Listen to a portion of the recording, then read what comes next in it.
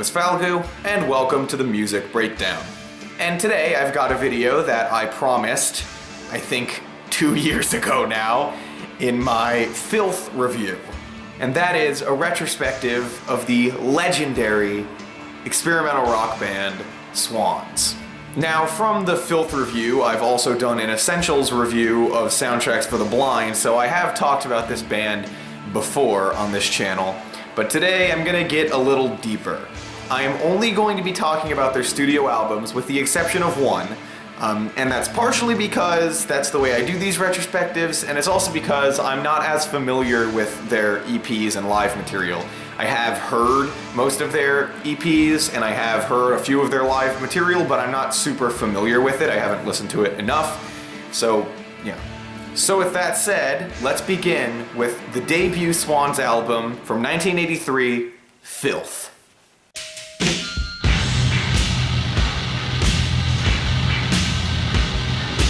So I've already done a review of this album and my opinion hasn't really changed at all, so I won't spend too much time. But what I will say is, Filth is just one of the most disgusting and vile pieces of music I've ever heard. It's one of the heaviest, if not the heaviest album I have ever heard. The power that Swans brings to all of these songs is just unmatched. The bass is so thick, heavy, and industrial, while the guitars just squeal and squelch away in the background. The album does contain multiple grooves that are pretty much all great. And this is something that you don't see on the next two Swans albums. Although it is very noisy, it is industrial, and it is terribly inaccessible, and also incredibly oppressive, the album still manages to contain some great grooves. That's on songs like Stay Here, and Big Strong Boss, and Weakling, and even Power for Power to an extent. And the real feat here is that the album manages to be fun, in a way. For as brutal as it is, for as disgusting as it sounds, for as heavy as it is, it still manages to pack some fun and a lot of entertainment value. Not to mention how quotable it is, especially the song Stay Here. And I also think the album is ordered and structured very well as well, of course with the exception of the last track, which like I said 2 years ago and will still maintain, simply isn't that good and honestly would have ended better on Weakling in my opinion. But nonetheless, this is of course a great album, total classic, noise rock classic, industrial classic, but you know, as a starting point for the band, it does feel very primitive, which just makes their direction and their evolution much more interesting. So yeah, definitely check this one out, I think it's great.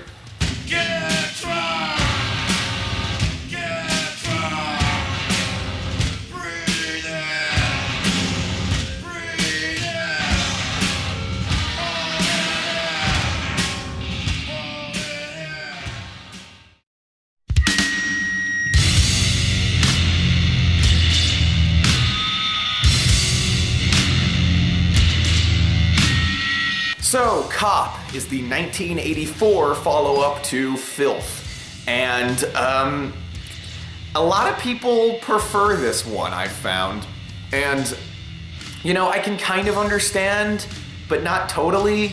You see, what started to kind of happen to Swans in their early period and these first four albums as they evolved is they started to become slower, more disturbing, more oppressive. And as a result, you could say that these songs are even heavier, although personally I think the bass tone and the guitar tone on Filth really isn't matched on these next three albums. Cop gets close though. And I will not deny that Cop is just one of the most disturbing listening experiences you can possibly have. Listening to this album makes me feel like I'm getting fucking drowned. Like, these first four Swans album give me a physical response. My body just can't handle it. And this album opens with the track Half-Life, which is just fantastic. It's got such a great riff, as minimal as it is. But I have to be honest, and this may upset some people, I'm not really crazy about the direction the next three albums took, this one up to Holy Money, compared to Filth. Like, what I said about Filth is that it's still got some great grooves. It still manages to pack a lot of entertainment value. These albums mostly don't, at least not Cop and Greed for the most part. I mean, yeah, there's Half-Life and Your Property, which both pack that sort of same punch, but For the most part, this album is much more focused on disturbing you and oppressing you and just, holding you in tightly, and honestly, it doesn't appeal to me as much. I won't deny that this album is good. I definitely think that it accomplishes what it's trying to accomplish, but I just feel like it could have been better. I don't think it's the best in the world, and to be honest, songs like Job and Why Hide, they don't do much for me beyond that physical response, beyond that oppression and being disturbing. They don't do much else for me. I will say the title track, while it is very slow and it really takes its time and nothing much happens, it is so disturbing that it definitely manages to raise it a little bit, with lines like, "Nobody rapes you like a cop with a club." But I think that if you find yourself invested in the very slow and sludgy sounds of this album, you'll probably like it a lot. And if you do, then I think the follow-up EP, Young God, will definitely appeal to you as well. But that EP just slows this down even more, so it makes it even less interesting to me personally. But yeah, I still wouldn't say to let Cop go under your radar. It is incredibly disturbing, it is quite the experience, and it is super heavy and brutal. And if you like Filth, it's worth checking out. Humiliations of the seas.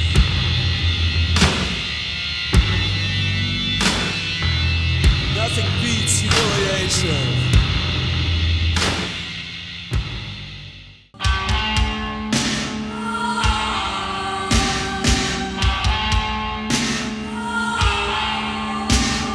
So if you've heard all these albums, and given what I said about Cop, you probably already know what I think about Greed. I'm not too crazy about it. In my opinion, I would say Greed is actually the worst Swans studio album. But it's still interesting. It sort of takes what Cop did and sort of takes away the oppression and inserts more atmosphere. And being the first album to feature Jarboe, who would become an essential element to pre-breakup Swans, it's certainly worth hearing.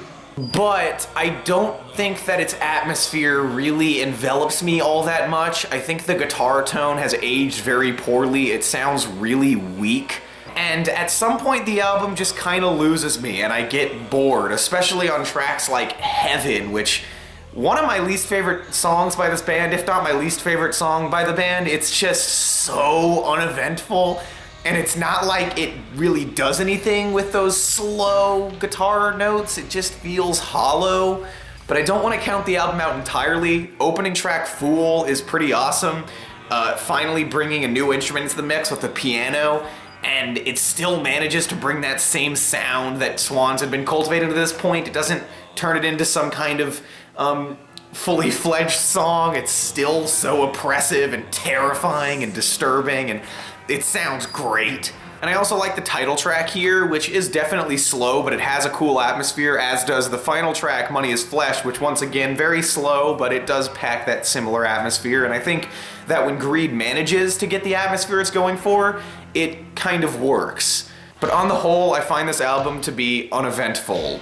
And it's not one I ever choose to listen to, save for maybe Fool. If you liked Cop, and if you like the Young God EP, you'll probably like Greed. But for me, I would say don't listen to this one unless you're a big fan of Swans. It's not one of the first albums I would recommend. It's one of the last albums I would recommend. But it's there. It's an album, and it's all right. It's all right. I believe in myself.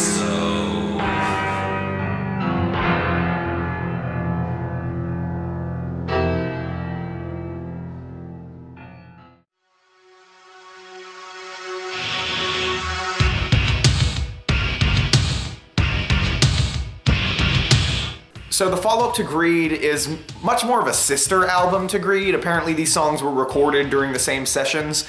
Could be wrong on that, so please correct me if I'm wrong. I admit I could be wrong, but I believe that's the case. And you can definitely tell Holy Money is going for a very similar vibe to Greed in that it's focusing very much on the atmosphere of the whole thing.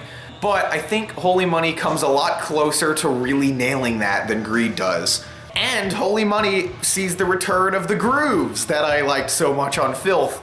They're not nearly as heavy or good here as they were on Filth, but there are genuinely grooves on this album.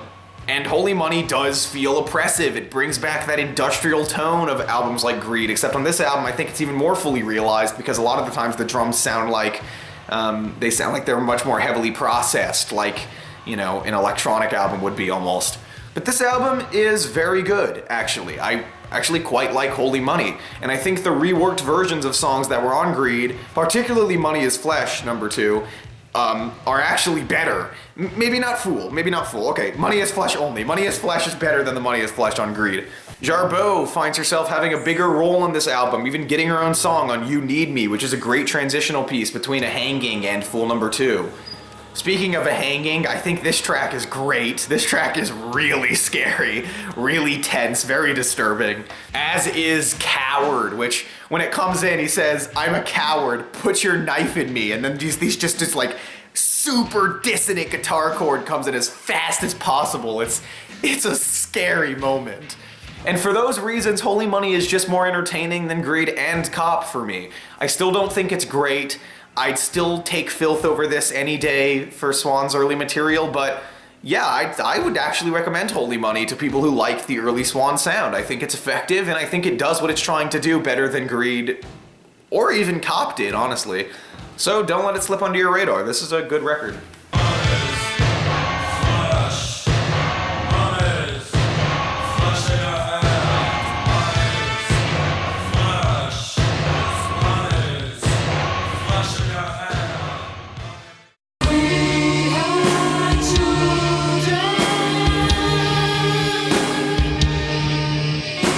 With Children of God, you start to see Swans evolve. They're beginning to incorporate neo-folk more into their sound, gothic rock more into their sound, and overall the songs are more refined. The songs in this album could actually accurately be called structured songs for the most part. It's a very interesting development from Filth and Cop and Greed and Holy Money. Honestly, it doesn't sound much like those albums at all. However, you do still see it retaining elements from those albums. I mean, New Mind is as heavy and brutal as stuff on Filth and Cop, but it is more of a song. It's even got somewhat of a hook. Now, many people really rave about Children of God, some people claiming it to be their best album. And I'm sorry to say I don't agree at all, really. Because I think Children of God is a great album. I think a lot of these songs are unnerving, sometimes terrifying. The increased presence of Jarboe is a very welcome addition, and I think her songs are great, especially Blackmail, which is just haunting. And Like a Drug, Sha-La-La may be the scariest thing they've ever made, but I think production-wise, this album isn't amazing. I think the guitar tone is a little weak. It definitely reminds me more of Greed than it does Filth or Cop, which is not a good thing. It has moments that I just don't care for, like Sex God Sex, which could have fit in on Greed, so I really don't care for that one. I think this is really exemplified with a song like Blind Love, which I think is kind of disappointing because it's a song that seems like it could be and should be fucking awesome. But when the guitar actually comes in, the tone is so weak. It sounds bad. Like, I'm not even kidding. It doesn't sound good. I think the song manages to come together into something. It's cool, but the moments where it's really supposed to hit you just don't hit. But I think this album really comes together conceptually, and I think that it manages to hold itself into one big piece of religious criticism, criticizing religion very harshly, combining religious imagery with the oppression of early Swans. And it serves as a really biting critique. But occasionally the album seems to almost be accepting of religion at points. That is to say that it's clearly a critique, but it also uses elements of religion to its benefit. So I do think Children of God is worthy of a lot of praise, especially coming after the first four Swans album. This is a huge change in direction, but it's while still retaining the essential Swan sound. It's this album that allowed them to do greater things in the future, and I have to give it all the props in the world for that. I will be there. I will be there. I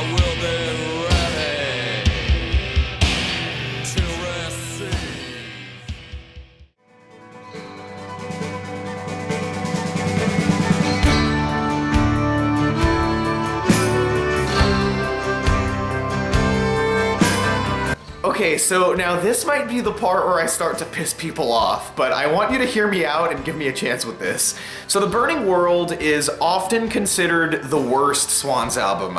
Michael Girard famously hates this album. He definitely says it's his worst album. And a lot of fans think the same thing. So what happened was Swans actually got onto a major label and released this album from a major label. It is a neo-folk album. And it is as accessible as you can get, basically. It definitely retains the gothic elements from Children of God, but nothing that would make anybody raise an eyebrow. This is very listenable, accessible music here. And I do think that is part of the reason why Swans fans hate this thing, because Swans is not an accessible band. They are a very experimental band, and for them to have released this after Children of God and after the first 4 albums, it just seems ridiculous and crazy, and it kind of is, honestly. It's a weird change of pace, but I like it more than Children of God. And by saying that, everybody probably wants to kill me now. Which, you know what? That's fine. Because I understand why people don't like this album. I don't think it's amazing. It's not one of their best either, but god damn is it underrated. For one thing, I don't think Swans fans would deny that Swans can do neo-folk. I mean, listen to the next 2 Swans albums. Those are fucking great. And everybody understands that, basically, or at least White Light. But this album is as far in that direction as the band ever went, and I'm glad they went in that direction because I think they managed to create a lot of really great songs on this album, I'm not even gonna lie. The opening track, The River That Runs With Love Won't Run Dry, is great. The violin on this track is beautiful. This whole song, it's so pretty, it's so pleasant, and it's got a great chorus too.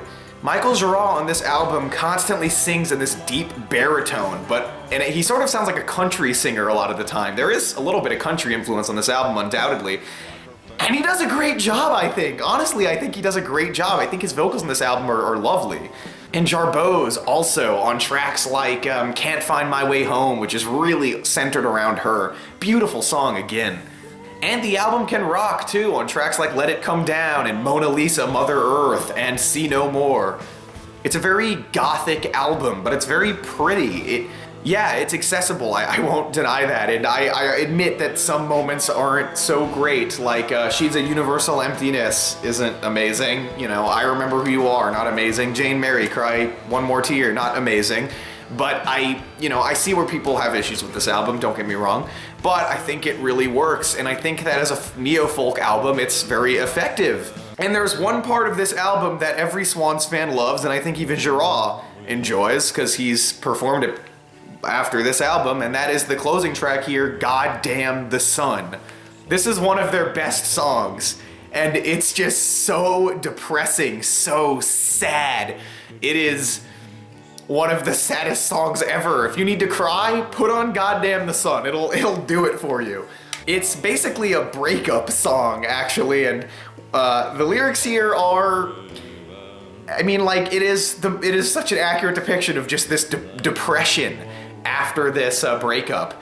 His lyrics are completely hollow in terms of like the way he sings them. He sounds so absolutely finished with everything. They found you in Spain, face down in the street, with a bottle in your hand and a wild smile on your face and a knife in your back. You died in a foreign land. And they found my letter rolled up in your pocket where I said I'd kill myself if she left me again. I mean, basically the song is a suicide letter. And as he finishes with that mantra, God damn the sun, God damn the sun, God damn anyone who says a kind word, happiness is gone. He hates happiness now. And you know that as soon as the song is over, the protagonist here, I guess you could call him, is dead. It's a brutal finish to this album. But, I mean, yeah, I don't think anyone would deny that it's great. And if you like that song, I actually really suggest you check out this album. I think it's really fucking good. And I don't think it gets the praise that it deserves. It's not one of their best, but at the same time, it's not one of their worst. And I wish people would stop saying that, to be honest.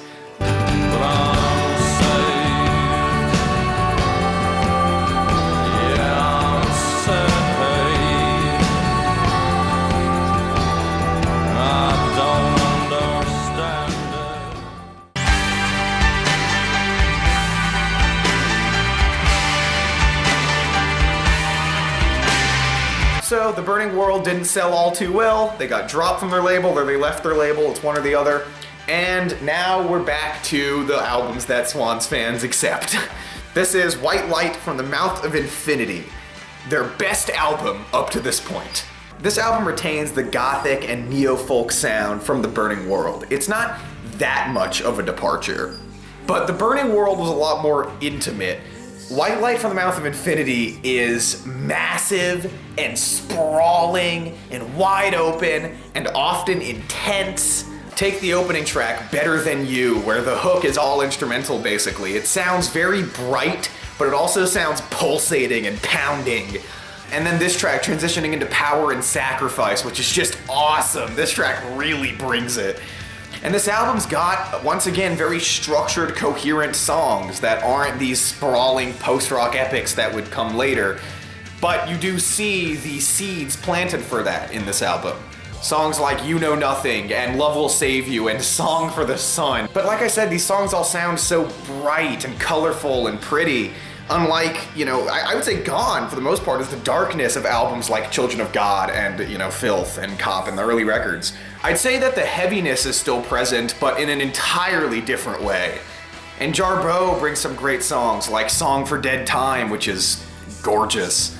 Of course, the album has its moments of darkness, like on Failure, which is just this slogging song of pure depression and self-hatred. And The Most Unfortunate Lie also, which is pretty sad, but the album does pick itself up after these moments, generally, except for that one because it's the closer, but the production on this thing is just really effective. The album does sound like a massive, wide-open expanse. The cover art's very fitting, actually. You see the whole sky, and it looks bright, and, it's a little weird, a little creepy, maybe, but huge and, open and expansive, I guess would be a good word. Like the track Why Are We Alive, which just has an amazing piano melody.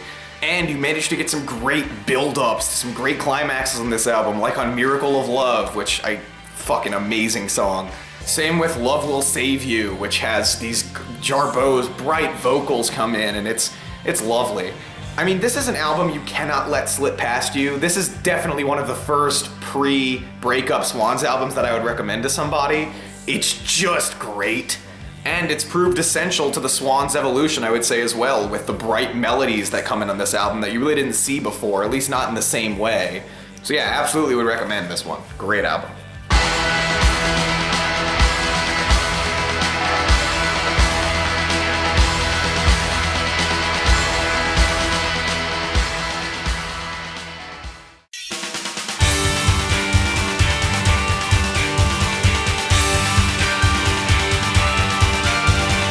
Now here's another Swans album that's kind of underrated. I don't know many people who straight up hate this album, but it certainly doesn't get talked about much. It's one of the lesser known releases. And I think a lot of that is because it's just so overshadowed by White Light from the Mouth of Infinity. That album is just better than this, and this album is very much a sister album, similarly to Holy Money and Greed. But this album shows some new things come in, like the interludes all throughout this album. A bunch of untitled interludes, much of which revolve around field recordings and sort of messing around with sound in an interesting way. And this is something you would see pretty soon, which we'll get to. But it does a great job of making the album move and flow seamlessly from track to track. I would say the songs here are much less sprawling than they were on White Light. They have a similar vibe to them, but they're more song-like for the most part. And I don't think that all of them are amazing, but songs like the title track and pretty much all of Jarboe's songs here, like She Cries for Spider, which is probably my favorite, really effective pieces of music. I think this album has a lot of great songs on it, but at the same time, I wouldn't deny that they are somewhat forgettable a lot of the time. But I do think in the end this album really comes together, and I do enjoy this album a lot, probably a lot more than most people do. Because the general opinion on Love of Life is that it's just kind of okay, and that White Light's way better, and I do think White Light is better, but I don't think it's way better. I definitely think there's a lot to like on this album. There's a lot of interesting stuff on here, like the final song, which is basically a country song, No Cure for the Lonely, which reminds me of The Burning World. It's definitely worth hearing, but it should be reserved for one of the last Swans albums you hear, because it's not totally essential to their catalog. But if you're a fan, I think you'll find something here. At least I know that I do.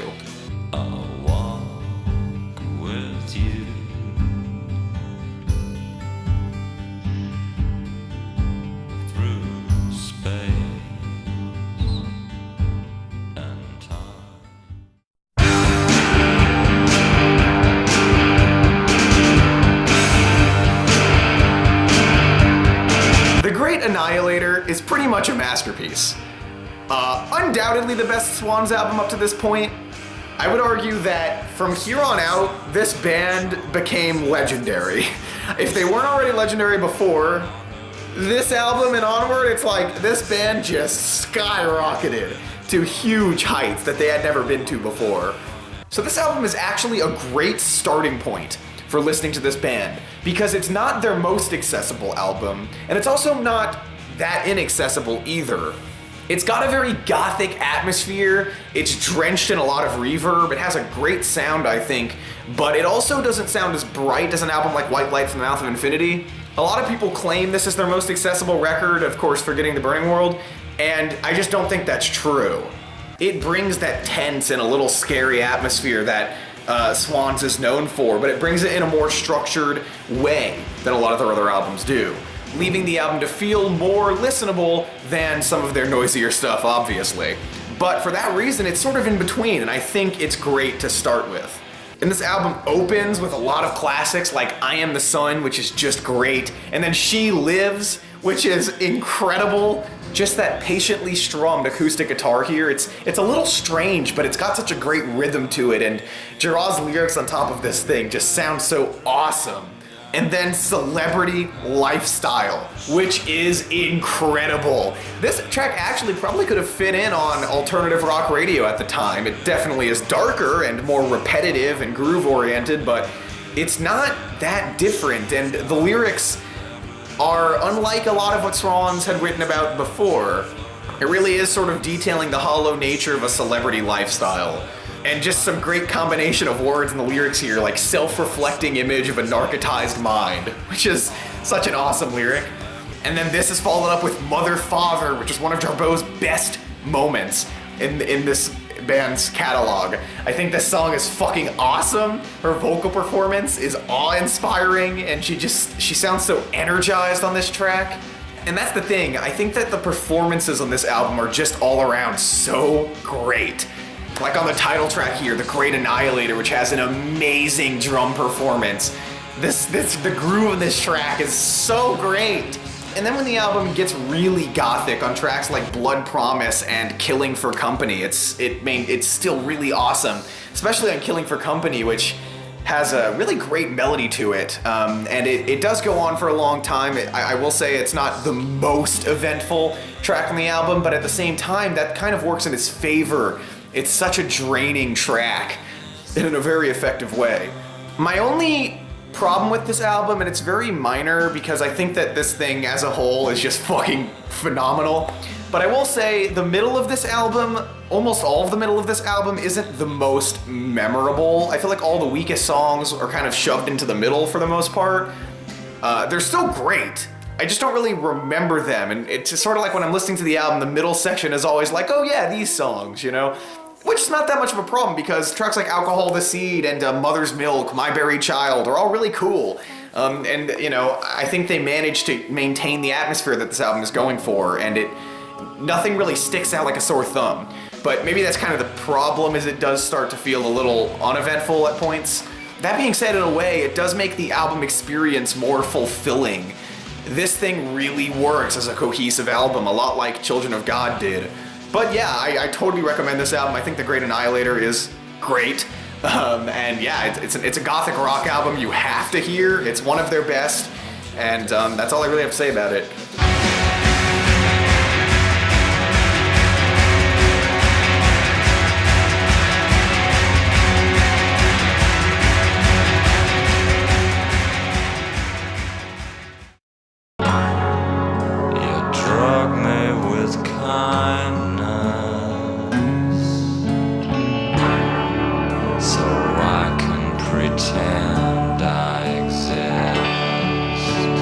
So I already did an Essentials review of this album recently, 18 minutes. I went as in-depth to this thing as I could have possibly gone, so I'll be pretty quick. I'll link that video in the description though. But Soundtracks for the Blind is often considered their best album, and it's really easy to see why. The amount of experimentation on this album is actually pretty much unmatched by anything before this in their catalog. This album is so out of the left field compared to where they were going. Of course, it pulls back from earlier Swans work, and you can definitely see how they got here, but all of the ambient music and the soundscapes and the straight up avant-garde experiments like all lined up, they really are the first of their kind in this band's catalog. I mean, this is the band transitioning into post-rock, which when they came back later, they brought again. And of course, with songs like Helpless Child and The Sound and Animus and The Final Sacrifice, this album sees Swans taking their time with really long songs, again, something you'll see later, and all of them are just fucking phenomenal, some of the best music around. And like I said in that Essentials review, it really runs the emotional gamut. Every single emotion is on this album somewhere. Swans just pack such a punch with Soundtracks for the Blind, and in such a subtle way too. And that's the best praise I can give for it. You know, I wouldn't say that you should start here, as some people might say, because I mean, I guess you can, because there isn't really anything that can prepare you for this. Like I said, it's a very different for Swans, but still, it's a really long album, and if you're not already sure if you like Swans to begin with, it may not be the best idea to begin with Soundtracks for the Blind. Some people would tell you otherwise, and I guess I can't argue too vehemently. This is one of their best albums, if not their best album, and it's a total classic. I mean, I think undoubtedly it's the best album up to this point. And if the band had never reformed, this would have remained the statement that it is. 2.5 hours of sheer musical bliss, and that's why I did that long-ass review of it and called it an essential album, because it is an essential album, it's a classic, so of course you have to hear it at some point.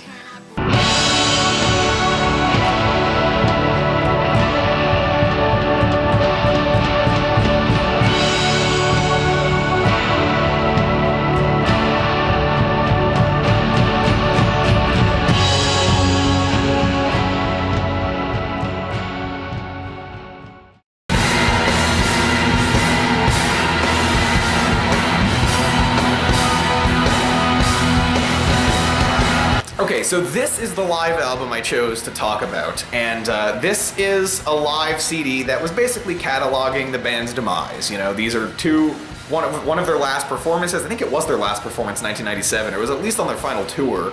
Could have been their last performance, though I don't remember exactly, so somebody fact check me on that one. And then a disc detailing a 1995 performance where they were starting to play some songs that would later appear on Soundtracks for the Blind. Now, the reason I chose to include Swans Are Dead is because it's one of the best live albums ever fucking made, especially the Black Disc, which is their 1997 performance, one of their final ones, maybe their final again, I don't know, with amazing sound quality, better than anything before it in Swans' discography. Amazing that a live performance is able to sound this good. And performances that are utterly mind-blowing. Purely orgasmic crescendos, incredible builds, and just some of the heaviest fucking shit to ever exist. Opening track, Feel Happiness, is breathtaking. The final moments of this track where he begins to sing the lyrics, utterly devastating. And as the track builds and keeps building and bringing you into new sections, and it never really peaks, but it's hard to describe what this song can do, because unlike some other tracks here, it doesn't have a clear, build up to a crescendo that will be its final moments. It has a crescendo, but then it sort of mellows out and gives way to that just emotional, stirring performance. And Low Life Form being absolutely terrifying, tense, just amazing. One of the more disturbing moments of their later period, and you can hear a version of this song on Michael Girouard's solo album Drainland, which is also terrifying, but I don't think it's nearly as awesome. And then Not Alone, which competes to be one of my favorite Swans songs. The build-up on this song and how long it lasts and how long it keeps you in this just amazing moment blows my fucking mind. It is transcendent. It's like getting pulled up to the heavens for 5-6 minutes. It's amazing. And then when Jarboe comes in and sings From Blood on Your Hands to I Crawled, she gives incredible performances, especially on the version of I Crawled here, which I Crawled originally appeared on the Young God EP. Totally different reworking here, but absolutely stunning performance, and she brings that oppression from I Crawled in a new way. much like what some of the reworkings on soundtracks for The Blind did. And this version of I Am the Sun is the best version of I Am the Sun. And then there's the final track, Blood Promise, which is just breathtaking. If this really was the last song they ever performed live, which it could have been, what I would have killed to have been there, because this is an amazing performance. And the way it builds up, it's a lot like the sound on Soundtracks of the Blind, and I guess the performance here too, where it really does just feel like escaping all of your problems and driving off into the distance. And then there's the white CD, which it is odd it was placed second because it's not, you know, the black CD was a later performance, but I guess in a way I'm glad, because the white CD is definitely inferior to the black CD. I mean, the black CD might be the greatest live performance ever fucking recorded, so, you know, it's hard to top, but also the sound quality is much more akin to Soundtracks of the Blind, which, except even a little weaker than that, which I never thought had the best sound quality in the world. But you hear early performances of a lot of those songs, and honestly, the better versions of these performances are all on Soundtracks of the Blind, but they're still worth hearing, and they're still great songs no matter what. And of course, early versions of the sound, the performance of the sound, the performance of Helpless Child, they're all great. They're great renditions of these songs that I think are definitely worth hearing. And the songs are so good themselves that there's no way they couldn't have been. The only version here that I think is superior to the Soundtracks version is Yum Yad Killers, which I think is an amazing performance on this one, even better than the version that you find on Soundtracks, which was also a live recording. But yeah, honestly, get this for the black CD. It's amazing. It's one of Swans' best work. It may even be their best work. I mean, it's up there. It's absolutely essential to their catalog. That's the reason I'm talking about this album, is because this is a part of their discography. It may be a live album, but it is a necessity that you own this. And it may as well be a studio album, honestly. So yeah, get it for the black disc, but listen to the white disc as well, because it's also fantastic. Swans Are Dead. Mwah, mwah, oh, so good. I know it's useless to say. I wish you'd be nice. I wish you had been nice.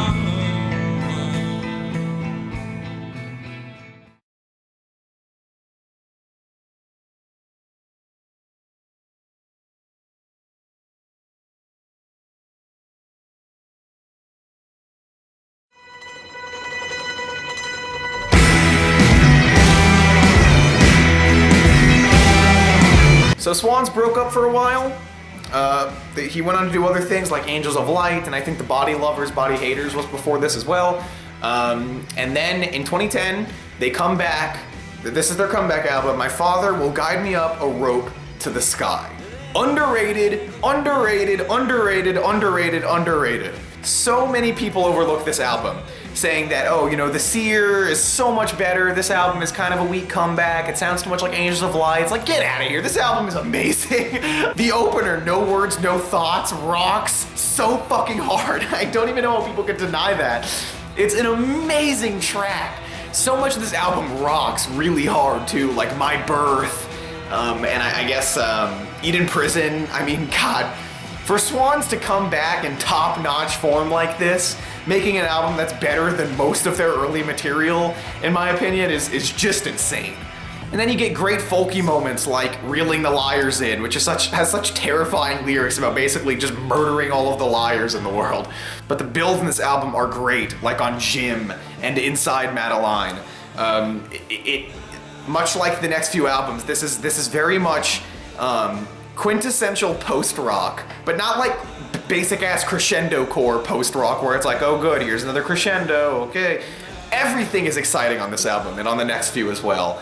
You Fucking People Make Me Sick is an amazing song as well, with an ending that is just so scary, with these blaring dissonant horns coming in and just this constant dissonant loud piano chord. It's an amazing finish to the track, not the album. Speaking of finishes, if there is one main problem I have, Little Mouth is probably the weakest song here, and it's also the closer. It's still great, and I think it's a really interesting ditty, and the way it ends with just his vocals is pretty cool, but yeah, I do think it could have ended a little better. That being said, given how long the next three albums are, if you want a shorter taste of that, I think My Father is a great Edition is a great album to listen to. It's much more concise than the next few albums, but it still contains the same excitement value. Well, similar excitement value. So yeah, I think people need to give this album its due credit. I think some people do, but not enough.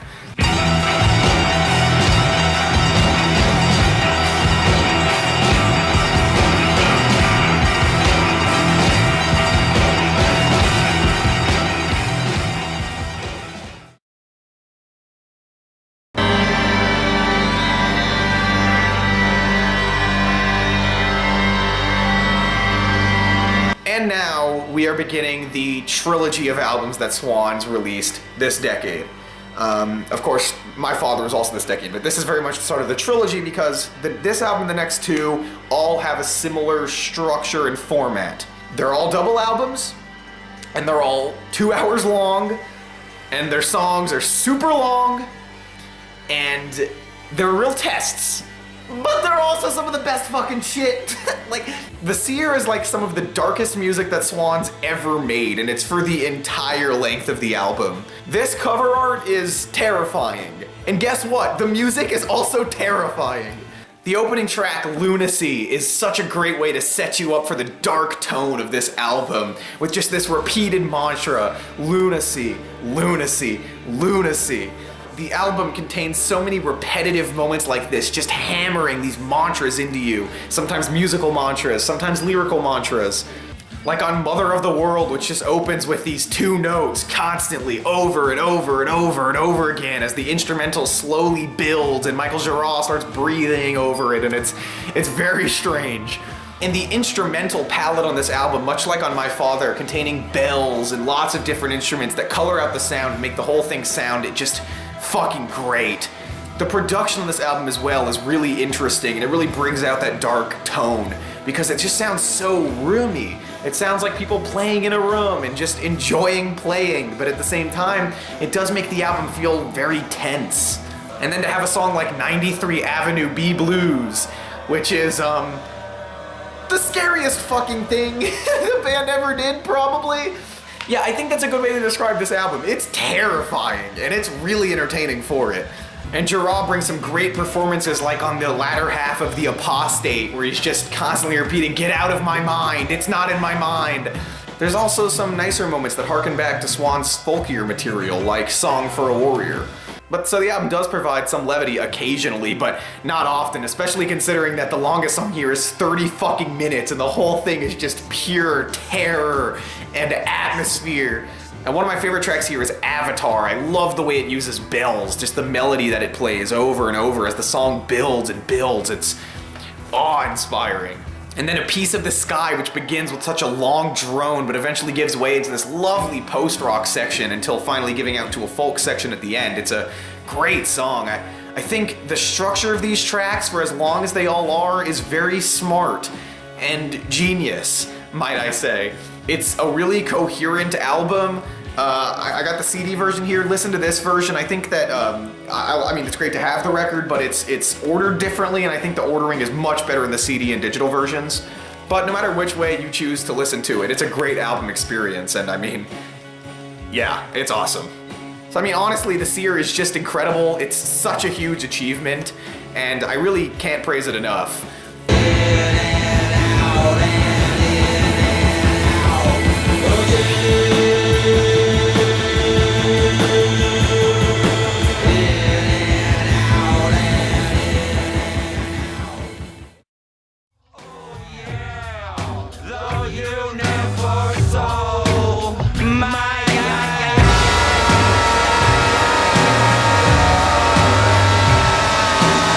And then the follow-up to the Seer is the best Swans album.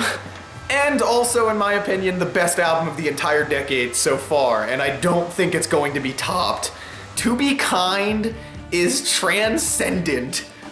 This album is too fucking good. Much like the Seer, it's 2 hours long, the songs are really long, but this album really isn't as focused on its atmosphere. I definitely think it brings a great sound. This album is very much focused on just being fairly straightforward rock, I mean, that's as straightforward as these really long, repetitive, experimental grooves can be, but I just mean that the songs aren't constantly shifting for the most part. Instead, they're all building into musical climaxes that are just unmatched.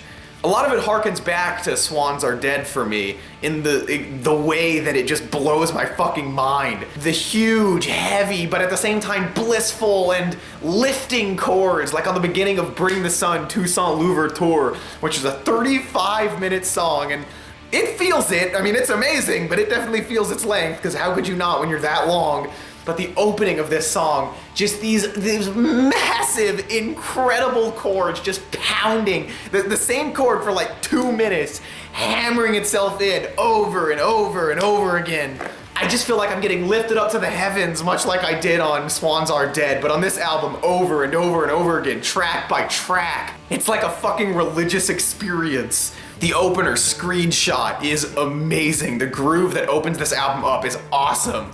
And it just continues slowly building. This creepy piano comes in and all these new instruments, but the guitar keeps like wailing away in the distance while this groove continues unmatched over and over and over again. Michael Girard just comes in just saying no to a bunch of words over and over and over again. And the song keeps building until eventually it gives way into this intense finish where Girard is yelling, "Here, now, love, now." It's fucking incredible. And this gives way to the next track, Just a Little Boy. This song is amazing. So, okay, 12 minutes, and I'd say a good like 9 or 10 minutes of this track. Very slow, just this slow, bluesy, very mellow sort of riff here, if you can even call it a riff. As Girard sounds so humiliated, he starts yelling like, "I'm just a little boy!" As this loud laughter comes in from ear to ear, just laughing at him, humiliating him. It's really scary because you almost feel like you're being laughed at too. It's such an anxious song. It's moments like these that harken back to the oppression of early Swans music. But at the finish of this song, it's like one of the best moments on the album. Just these huge, massive, again, transcendent guitar chords come in, they bust through the instrumental, and then they stop, and then they bust through again, and it just keeps happening over and over again as Girard will like yell for them to come in. It's fucking incredible. And then the song A Little God in My Hands has an amazing groove that just pounds, pulsates, and it just repeats over and over and over again. As Girard gives one of his most strange vocal performances he's ever given, until eventually it just explodes into this cacophonous noise that just overtakes the track. But it's incredible, and the groove is still there underneath all this noise, continuing on as if nothing ever changed. But the whole thing, it's just one of the best sounds I've ever heard. And as soon as it stops, this piano melody comes in right after. It's amazing. And Bring the Sun, I already mentioned it, but the first half of Bring the Sun, Toussaint Louverture, so the Bring the Sun part, is an amazing build. I'm gonna keep using the word because for as long as it keeps being relevant, it is a transcendent build. As these choir vocals are just singing "Sun" very loudly in the distance, as Michael will follow up with "Bring the Sun!" And it gets louder and louder and louder until eventually it just becomes cacophonous, mind-blowing experience. And then the second half of this song is just, it devolves into utter strangeness, with the transition between these two sort of pieces being a bunch of sampled sounds of horses, and it's this floaty instrumental you can just sort of get lost in until Toussaint Louverture comes in, where Michael Girard is just yelling Toussaint Louverture and Sangre de Dios. But the whole thing is just so weird. It's fucking great. And on the second disc of To Be Kind, you get more incredible songs like She Loves Us, which opens up with an incredible riff that just keeps going and keeps being awesome until it gives way into this very sort of noisy section, before finally becoming one of the best grooves in the entire album for the rest of the track, with Girard saying just ridiculous stuff like "Your name is fuck," and he's just he keeps saying fuck over this instrumental over and over again. And with the track Cursed in Supine, you get a prettier moment that eventually devolves into one of the most terrifying and disturbing builds of the album, as it just gets louder and louder, but the build is slow and pulsating and pounding. But it eventually becomes overwhelming to the senses and gets really scary and oppressive.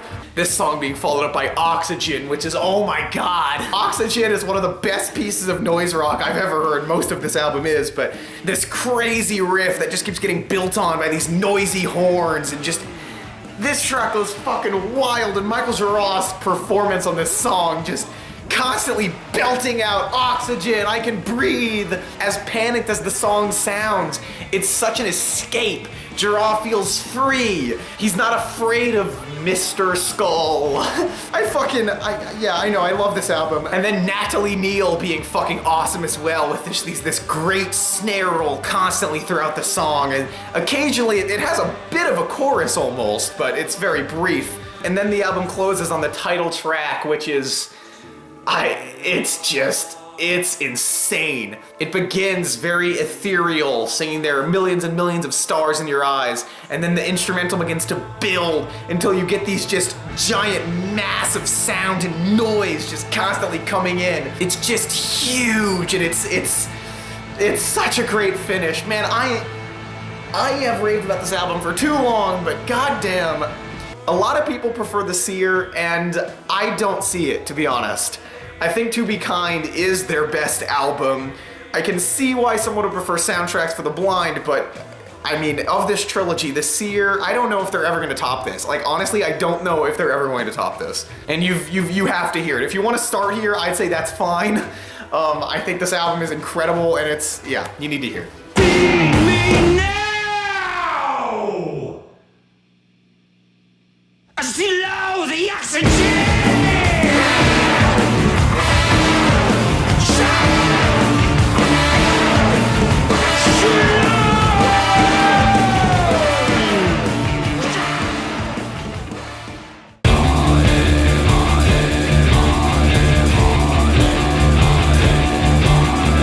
And then we've got the final album in the trilogy, The Glowing Man. Now, production-wise, this album sounds a lot like To Be Kind. I mean, I didn't even mention the production on To Be Kind, but I may as well say it's some of the best production I've ever heard. Super crisp and lively and, vivid. It sounds amazing. This album sounds very much like it. And the instrumental palette is very similar as well. The Glowing Man would be a retread of To Be Kind if it weren't for the fact that it doesn't really try to rock as hard. Instead, this album tries to be transcendent in a different way. Instead of lifting you up with these massive riffs and huge explosions of guitars and sounds, and it doesn't really do that all that often. Instead, it's a lot of the sort of interlude moments of To Be Kind where the instrumentals just sort of float around. That's a lot of this album. And as a result, I find this album to be kind of aimless. I think it's good, but it's such a disappointing follow-up to Be Kind for me. And it's not that I needed it to do the same thing or anything like that, although I wouldn't have minded that. I just don't really think this album is all that effective in doing what it's trying to do exactly. The best moments are when it harkens back to Be Kind. I mean, the production is so good that, and everything sounds so crisp and clean and nice that, I do think it's entertaining, and it definitely sounds pretty a lot of the time, and when it tries to sound, strange and dissonant, that works too. I mean, honestly, I think the best track here is the title track, which would have fit in on To Be Kind, especially with the final riff here, where Giroir will sing a lyric and then just this noise will come in and fill it out to respond to him. It's awesome. And then the way this song reprises Bring the Sun, except much faster, it packs the same punch in the middle of the song here. But other than that, I don't think anything here is all that great. And I think a lot of it's pretty good. I think the opening track's pretty good. I think The World Looks Red, The World Looks Black is pretty good. Frankie M, pretty good. But the problem is a lot of the songs have really great moments and then not so great moments, like Frankie M, where the first half is amazing, and then the second half, where it actually becomes a song, is really uninspired. The vocal melody's kind of boring and almost bad. For me, The Glowing Man was a huge disappointment. I know it wasn't for a lot of people. A lot of people think this rounded out the trilogy really well. I've seen some people say this is the best of the trilogy, which I really don't understand. But to be honest, I wish the trilogy was ended better. I think still, because of the strength of the Seer and To Be Kind, this is probably one of the best trilogies in rock history, but The Glowing Man stands for me as the weakest of the three by far. It's a pretty good album, but I don't know. It's probably the weakest Swans album since their early stuff, honestly. I mean, I guess it's worth hearing, especially if you enjoy To Be Kind and the Seer. I mean, the title track alone makes this thing worth it, but yeah, it's a good album. It sounds great, of course, but I just don't think it's all that eventful, and it doesn't do much for me. Yeah, I don't know. I'd say listen to the Seer and To Be Kind before you hear this, but I guess it's worth it. With glittering hands, a collapsible land, we're praising the sun. Okay, so I am finally done with that. Of course, if Swans isn't dead, and they'll release more albums, and I will, of course, review them as they come along. But I think The Glowing Man is a good place to stop a retrospective for now, because it is the wrap-up of the current incarnation of Swans.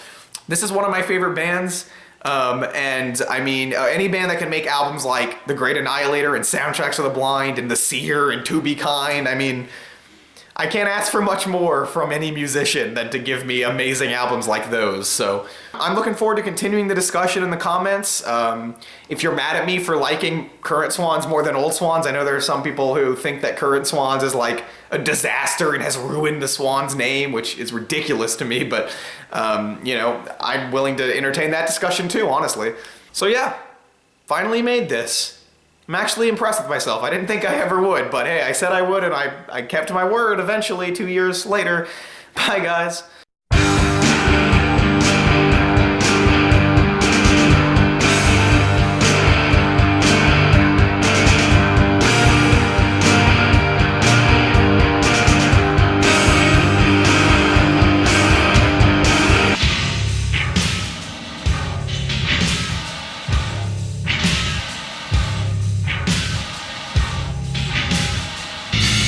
Cut off the arms.